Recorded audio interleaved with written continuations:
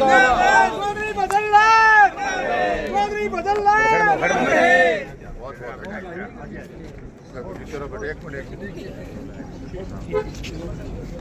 बेटे भगवान खुशियां दे आपको सारी।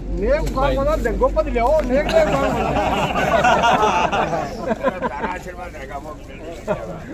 सारो आशीर्वाद रहो जी आई बात है। चिंता ना करो जी, मारो आशीर्वाद है। कमल का निशान जी बड़ी दाबड़ी अवकल है। आ जाओ।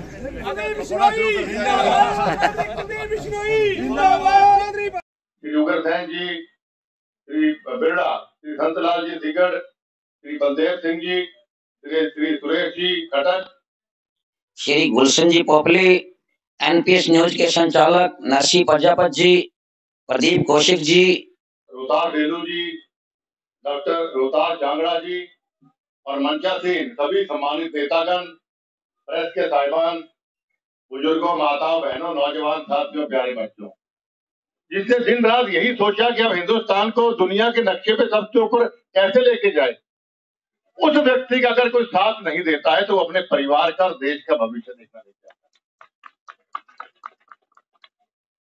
मैं राजस्थान का सह प्रभारी रहा। राजस्थान के अंदर ढाणियों तक मैं छोटे छोटे कार्यक्रम मैंने किए, बड़े भी किए, छोटे भी किए। ढाणी तक भी आम आदमी मोदी की चर्चा वहां करते थे। चुनाव विधानसभा का था लेकिन चर्चा भी वहां लोग मोदी जी करते थे, तो बड़ा मन खुश होता था। क्योंकि हम कांग्रेस में रहे, जो हमारे साथ धोखा कांग्रेस ने किया, भजनलाल जी के साथ भी किया, मेरे साथ जब चर्चा बाद में करता हूं। समझदार वोटर हुए जो नाप तोड़ के अपने वोट का इस्तेमाल करता है, क्योंकि आपके हर वोट के साथ आपके परिवार का, आपके इलाके का और देश और प्रदेश का भविष्य जुड़ा। 10 साल की सरकार कांग्रेस की कैसे बोल सकता है कोई? आए दिन अखबार खोलते थे या टेलीविजन खोलते थे, आए दिन नया कोई न कोई घोटाला देखने को मिलता।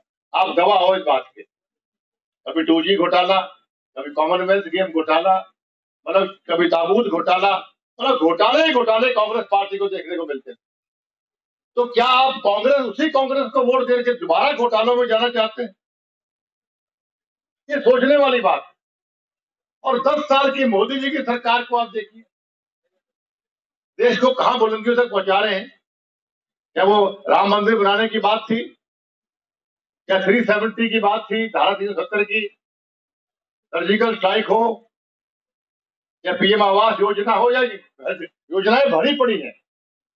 यहां तो हम अखबार खोलते हैं, टेलीविजन खोलते हैं तो योजनाओं की चर्चा होती है कि आज ये योजना हो, या ये योजना हो, या ये प्रधानमंत्री कर रहे हैं। और कहा हम उस वक्त टीवी अखबार खोलते थे, आज ये घोटाला हुआ, आज ये घोटाला हुआ, आज ये घोटाला। इस फर्क को आपको समझना होगा। क्या आप दोबारा चाहते हैं भूपेंद्र हुड्डा की सरकार बने? क्योंकि आज तो कांग्रेस है तो भूपेंद्र हुड्डा है, भूपेंद्र हुड्डा तो कांग्रेस। आए दिन किसानों की बेशकीमती जमीन कि भूपेंद्र हुड्डा ने पूंजीपतियों को दी थी। कैसे कोई भूल सकता है? कितने संगीन आरोप भूपेंद्र हुड्डा के ऊपर केस चल रहे हैं भ्रष्टाचार के। अब दोबारा वही दौर में जाना चाहते हैं कि भ्रष्टाचारों पर एसईजेड का मैं एमपी था, भिवानी से उस वक्त, जब एसईजेड किसानों को देने की लॉ लेके आए थे। अकेला मैं सांसद था पार्लियामेंट में, जिसे इस्तीफा दिया था उस वक्त कि किसानों के साथ अन्याय में नहीं होने दूंगी। भारत में पद यात्रा भी की कि आप लोग सर्वगुण संपन्न है, हर चीज को आप हमसे बेहतर जानते हो, लेकिन सिर्फ मैं तो आईना दिखाने आपको आया था, अच्छे बुरे की पहचान करवाने आया था कि साथियों भूल मत कर जाना। ये राजनीतिक बात मैंने आपसे करी, अब मैं पारिवारिक बात आपसे करना चाहता हूँ।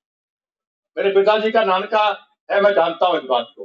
कई बार कम आया हूँ लेकिन आया जरूर है। बोरिया बोरिया थे बोल जाओ मेरे घर ट्राई करके लीडर का बोरिया तो आए करके खाऊं बोरिया में शौक है। मैं बहुत कदे आवे कदा मशहूर लिया दे मैंने।